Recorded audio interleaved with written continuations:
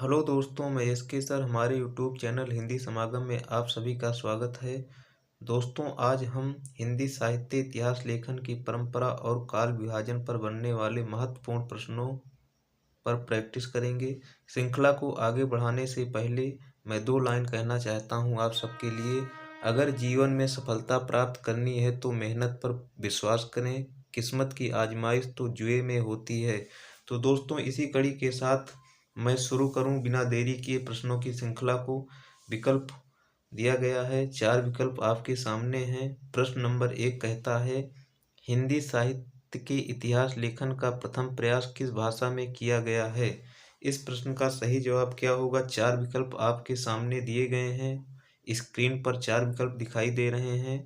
क्या सही होगा इसमें? विकल्प नंबर 1 जर्मन भाषा, विकल्प नंबर 2 फ्रेंच भाषा, विकल्प नंबर 3 हिंदी भाषा, विकल्प नंबर 4 अंग्रेजी भाषा। इस प्रश्न का सही जवाब होगा विकल्प नंबर 2 फ्रेंच भाषा। प्रश्न नंबर 2, रामचंद्र शुक्ल ने अपना इतिहास ग्रंथ किस पद्धति पर लिखा है? विधेयवादी पद्धति, वैज्ञानिक पद्धति, समाजशास्त्रीय पद्धति, वर्ण क्रमानुसारी पद्धति। इस प्रश्न का सही जवाब होगा विकल्प नंबर 1 विधेयवादी पद्धति। प्रश्न नंबर 3, तज़किरा-ई-शुअरा-ई हिंदी नामक ग्रंथ के रचनाकार कौन हैं? विकल्प नंबर 1 जॉर्ज ग्रियर्सन, विकल्प नंबर 2 गारसा दा तासी, विकल्प नंबर 3 डॉक्टर मनमोहन सिंह, विकल्प नंबर 4 मौलवी करीमुद्दीन। तो इस प्रश्न का सही जवाब क्या होगा? आप लोग कमेंट बॉक्स में लिखकर सही जवाब बताएं जल्दी से। इस प्रश्न का सही जवाब होगा मौलवी करीमुद्दीन। श्रृंखला को आगे बढ़ाते हैं। प्रश्न नंबर 4,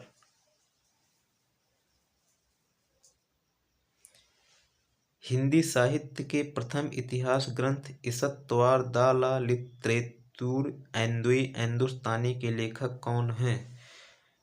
तो गारसा दा तासी, जॉर्ज ग्रियर्सन हैं, एडिसन ग्रीव्ज हैं, F.E. केई हैं। इस प्रश्न का सही जवाब क्या होगा? जल्दी से बताएं कमेंट बॉक्स में अपने उत्तर को लिख करके कि इसतवार दा ला लिटरेतुर एंदुई हिंदुस्तानी के लेखक कौन हैं। इस प्रश्न का सही जवाब क्या होगा? जल्दी से बताएं। तो इस प्रश्न का सही जवाब विकल्प नंबर 1 गारसा दा तासी होगा। प्रश्न नंबर 5,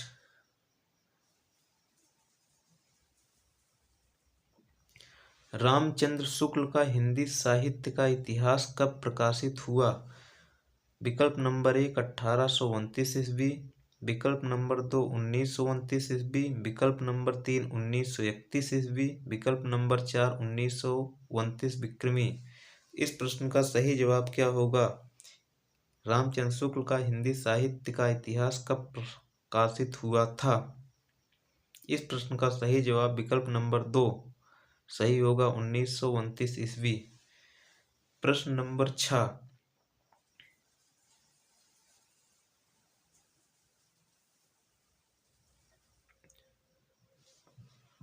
मिश्र बंधुओं ने मिश्र बंधु विनोद ग्रंथ में कितने कवियों का विवरण दिया है? 4500 लगभग, 4000 लगभग, 1000 लगभग, 5000 लगभग। इस प्रश्न का सही जवाब क्या होगा? इस प्रश्न का सही जवाब क्या होगा? जल्दी से बताएं कमेंट बॉक्स में उत्तर लिखकर। इस प्रश्न का सही जवाब विकल्प नंबर 4 सही होगा 5000 लगभग। अगले प्रश्न की तरफ बढ़ते हैं। प्रश्न नंबर 7, जनता की चित्तवृत्ति का संचित प्रतिबिंब साहित्य है। यह पंक्ति किसकी है? आचार्य रामचंद्र शुक्ल की है, हजारी प्रसाद द्विवेदी की है, बालकृष्ण भट्ट की है, भारतेंदु हरिश्चंद्र की है। तो यह पंक्ति किसकी है? जल्दी से बताएं।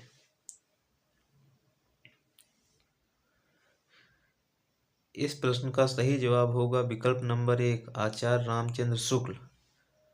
प्रश्न नंबर 8, हिंदी साहित्य का आलोचनात्मक इतिहास के लेखक कौन हैं? नलिन बिलोचन शर्मा, रमाशंकर शुक्ल रसाल, राम कुमार वर्मा, रामविलास शर्मा। इस प्रश्न का सही जवाब होगा हिंदी साहित्य का आलोचनात्मक इतिहास के लेखक हैं विकल्प नंबर 3 राम कुमार वर्मा सही जवाब होगा। प्रश्न नंबर 9, आचार्य रामचंद्र शुक्ल ने आदिकाल या वीर गाथा काल की अवधि क्या मानी है? तो रामचंद्र शुक्ल ने आदिकाल या वीर गाथा काल की अवधि क्या मानी है? सन 1000 से 1400 ईस्वी, संवत 1050 से 1375 विक्रमी। इस प्रश्न का सही जवाब क्या होगा? जल्दी से अपने उत्तर बताएं आप सब। इस प्रश्न का सही जवाब होगा विकल्प नंबर 2 संवत 1050 से 1375 विक्रमी। अगले प्रश्न की तरफ बढ़ते हैं।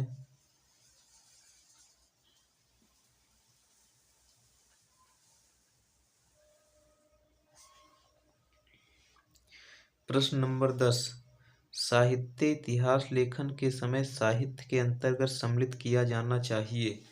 धार्मिक साहित्य को सम्मिलित किया जाना चाहिए, रस साहित्य और ज्ञानात्मक साहित्य, लोक साहित्य को या आध्यात्मिक साहित्य को। तो साहित्य के अंतर्गत क्या सम्मिलित किया जाना चाहिए? इस प्रश्न का सही जवाब होगा विकल्प नंबर 2 रस साहित्य और ज्ञानात्मक साहित्य को सम्मिलित किया जाना चाहिए। अगले प्रश्न की तरफ बढ़ते हैं बिना देरी किए।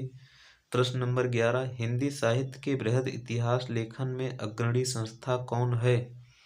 विकल्प नंबर 1 हिंदी साहित्य सम्मेलन प्रयाग, विकल्प नंबर 2 नागरी प्रचारणी सभा काशी, विकल्प number 3 Asiatic Society of Bengal, विकल्प नंबर 4 केंद्रीय हिंदी निदेशालय। इस प्रश्न का सही जवाब विकल्प नंबर 2 नागरी प्रचारणी सभा काशी सही जवाब होगा। प्रश्न number 12, the modern vernacular literature of Hindustan नामक इतिहास ग्रंथ के लेखक कौन हैं? विकल्प नंबर 1 गारसा द तासी, विकल्प नंबर 2 ग्रियर्सन, विकल्प नंबर 3 FEKE, विकल्प नंबर 4 नलिन बिलोचन शर्मा नलिनी मोहन सान्याल। तो the modern vernacular literature of Hindustan नामक ग्रंथ के लेखक कौन हैं? तो इतिहास लेखन की परंपरा में लिखा गया महत्वपूर्ण ग्रंथ है। इस ग्रंथ के लेखक कौन है जल्दी से बताएं आप सब, कमेंट बॉक्स में लिखकर सही जवाब दें। इस प्रश्न का सही जवाब होगा विकल्प नंबर 2 ग्रियर्सन। अगले प्रश्न की तरफ बढ़ते हैं। प्रश्न नंबर 13, सच्चे अर्थों में हिंदी का पहला इतिहास ग्रंथ कौन सा है? विकल्प नंबर 1 मिश्रबंध विनोद, विकल्प नंबर 2 हिंदी साहित्य का इतिहास शुक्लकृत, विकल्प number 3 the modern vernacular literature of Hindustan, विकल्प नंबर 4 भक्तमाल। तो सच्चे अर्थों में हिंदी का पहला इतिहास किसे माना जाता है? इस प्रश्न का सही जवाब क्या होगा? तो सच्चे अर्थों में हिंदी साहित्य का पहला इतिहास विकल्प नंबर 3 सही जवाब है, the modern vernacular literature of Hindustan को माना जाता है। अगले प्रश्न की तरफ बढ़ते हैं। प्रश्न नंबर 14,